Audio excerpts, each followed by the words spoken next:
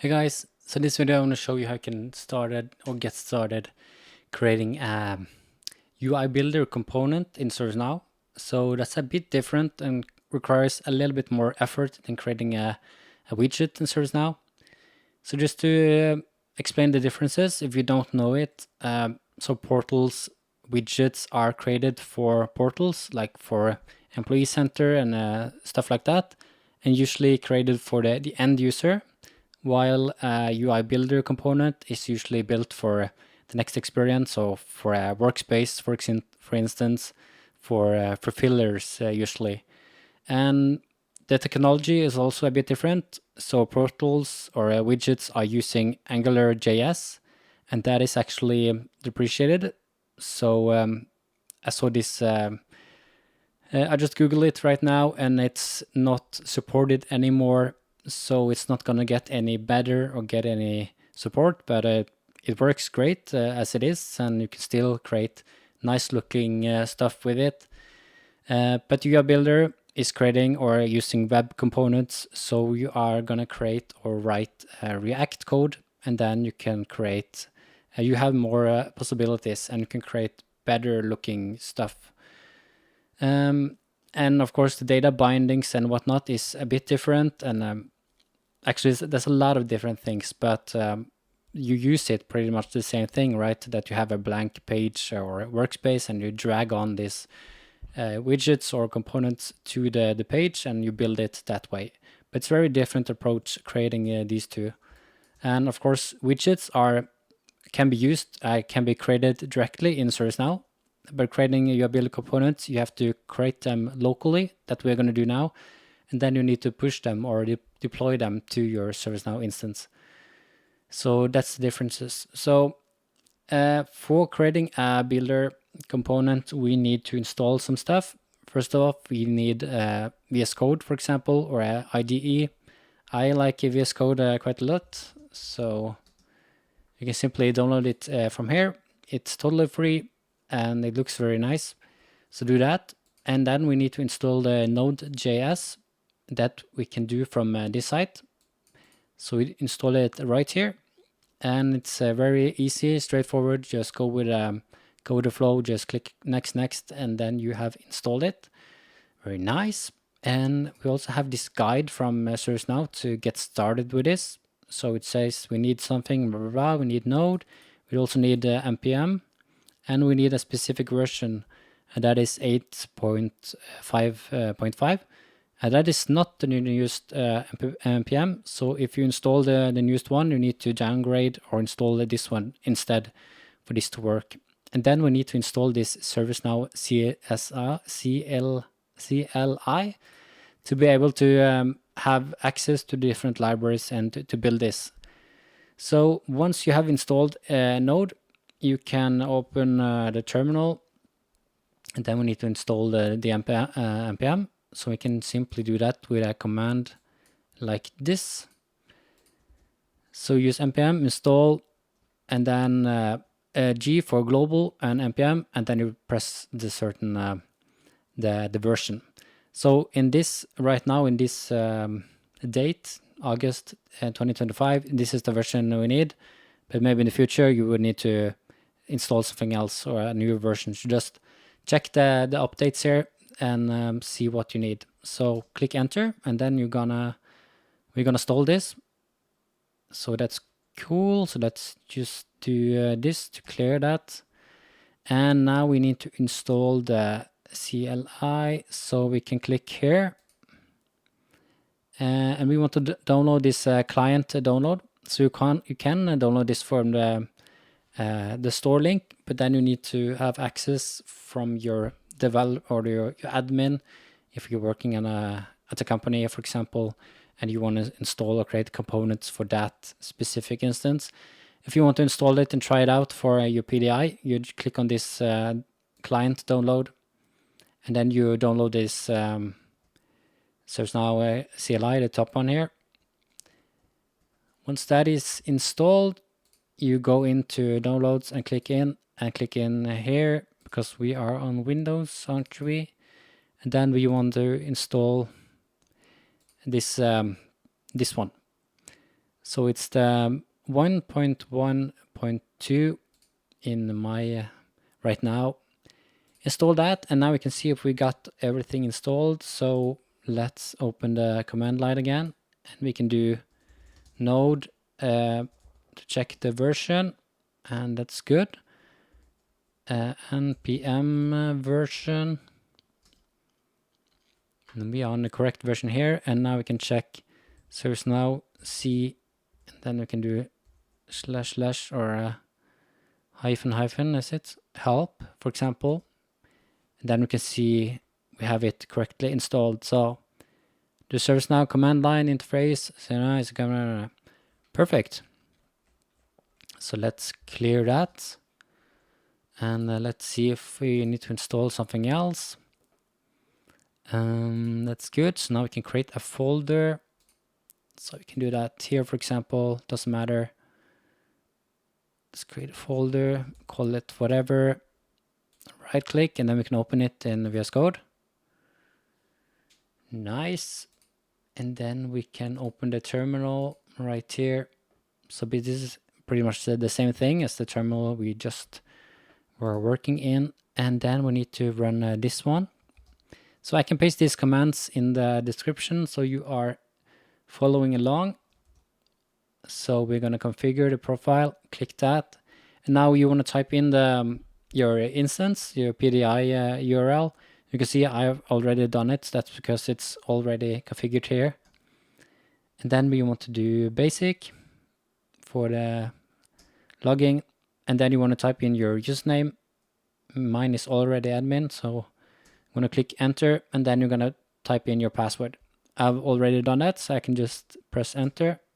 And then we want to use the JSON output format. So now it's connecting. So we are successfully connected, so that's perfect. We get this error, we can ignore that. So let's just clear this for now. And then now we're gonna install the extension here. So simply run that. And now we're installing that extension. And you can see we got some warning that this is not up to date and whatnot. And that is okay, because we are using an older version of npm. And now we want to create our component basically. So we're gonna run that, and we can change the web name,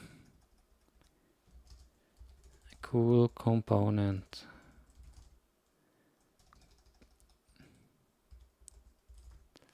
And then we can change the name. So, and we need 2 names with this hyphen. I don't know why, but that's needed. So, cool test. So let's enter and see what happens. Looks like it worked here. So now creating a scope, and now you can see it's creating all these files which we are getting here. And it's still working, so that's nice.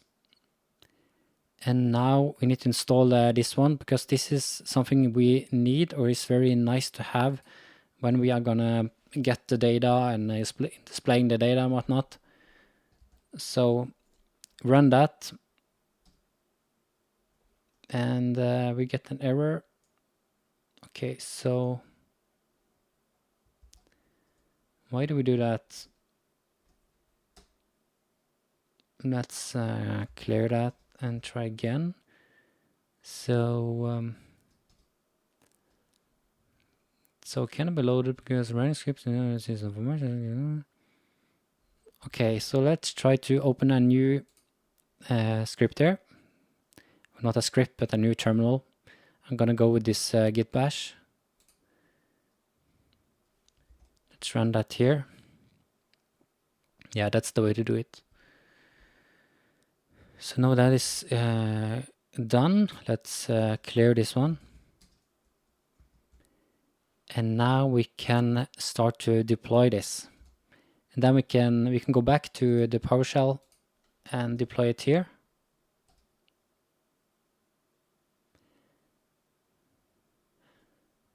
So now we're going to run this because this is a boilerplate created, so in this CRC folder here, and in the scope, and is in this index, this is where most of the code is gonna live.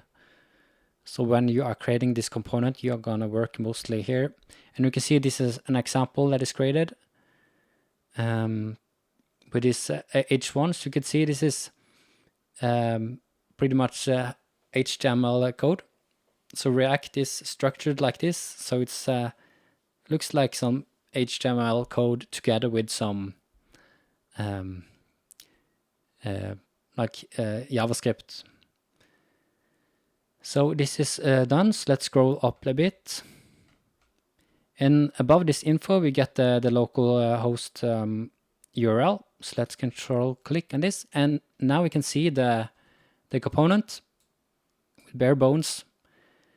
And you can see this is the same as we are looking at, or as we have created right here. So now this is awesome. I'm gonna save it.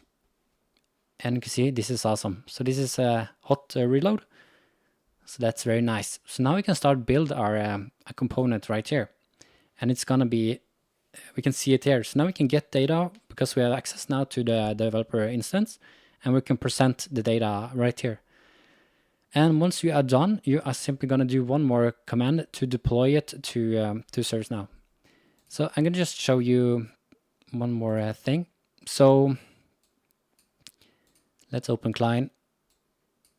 So I created one, I've already created a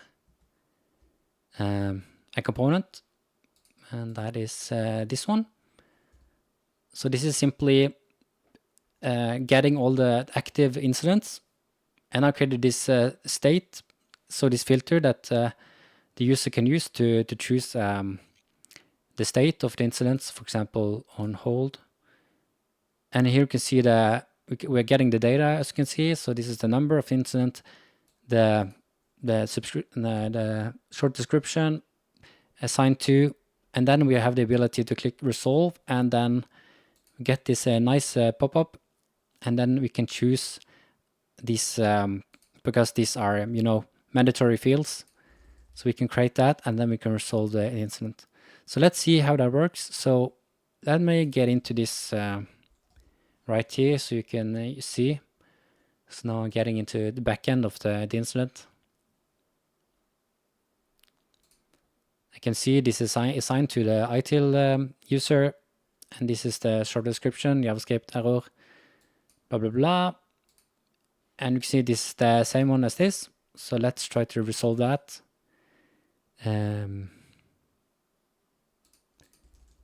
Do something, resolve. And now you can see it's gone already for our active incidents here. And let's go to the incident. And now you can see that the state has been resolved, which is very nice. And you can see the resolution notes and the code. So that is awesome. So this is, as you can see, deployed to ServiceNow, but you can see and do all this stuff locally as well when you build your component. So when you have the component that we have right, where is it? Here it is. So you can build a component and you can see the data and stuff here. So you can do pretty much everything before you deploy it to ServiceNow. So very nice. So let's try to deploy this one without doing much. So then you need to go to, I think because this is now, this terminal is now running the local. So you can't do much here. So you can terminate it, or you can just go to this one, and then you can do the last command, which is the deploy command, and we run that. But before we do that, let's call the app something else.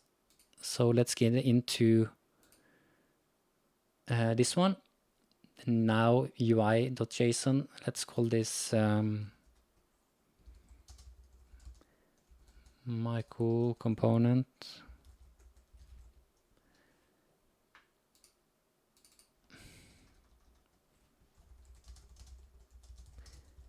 This is cool and fun. So let's save that. And now we can run that deploy stuff. So this label is going to be what we are going to, search for in the UI Builder component thing. So let's see if we can deploy that.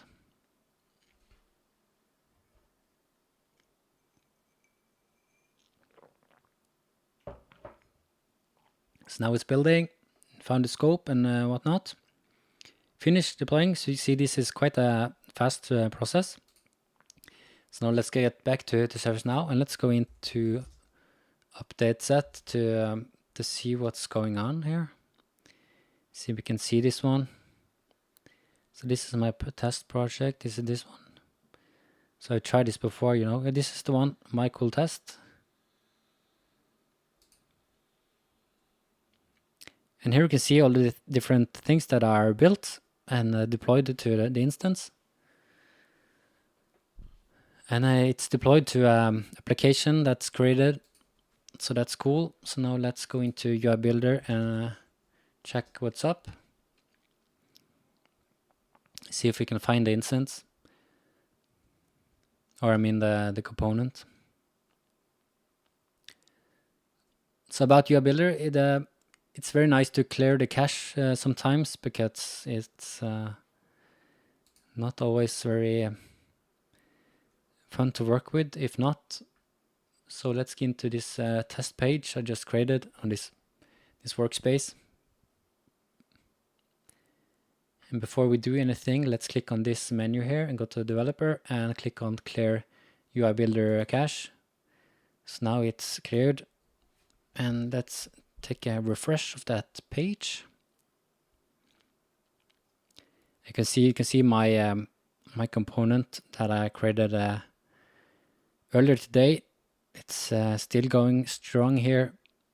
Let's just see if we can remove that and see if we can open our new created component. So that's that active incidents I created. So now we created one called my cool component. There it is. And here you can see it's now deployed. Very nice. And when creating the component, you can of course learn Rect and all that stuff, or you can simply try to get the AI to do it for you. So again, it's very nice to go into these rules and these custom instructions and click on this and get the AI to, or be quite specific here to write certain stuff about best practice about developing a UI Builder component. So what I do is I write these do's and don'ts, so to make sure it really does whatever you want it to, or follows the the documentation of doing this. So to create one of these, I like to go to ChatGPT and go to deep research and make it research for a long time, finding the best practice of developing this UI Builder component, right? And when you work on stuff and you see it makes mistakes or it does something you don't want to do, go in here and update this file so it doesn't make that mistake again, because the AI won't remember much of what you have been talking.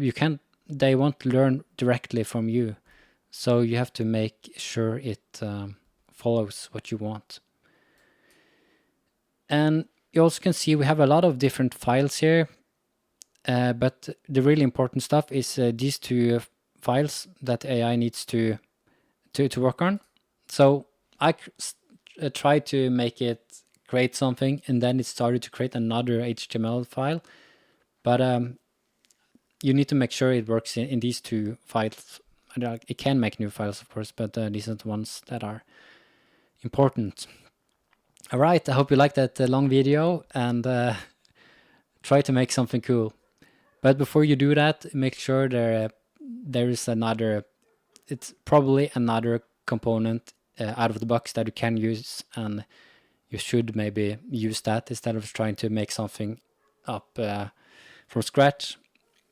Another thing that I would like to say is that Like you can make a UI builder component very dynamic, so meaning that you have a lot of options in ServiceNow for this on the side, component visual. So now you can see I don't have much, but you can make it quite dynamic, or you can make it very static, and that is maybe my recommendation for creating a UI builder component, because if you are going to create one, you probably have very specific needs, and then you don't need many dynamic options, right? If you want to have many dynamic options, there are probably a out-of-the-box component you should use. So that's my 2 cents on that, and hope you enjoyed that video. Like it and subscribe, and I see you in the next one. All right.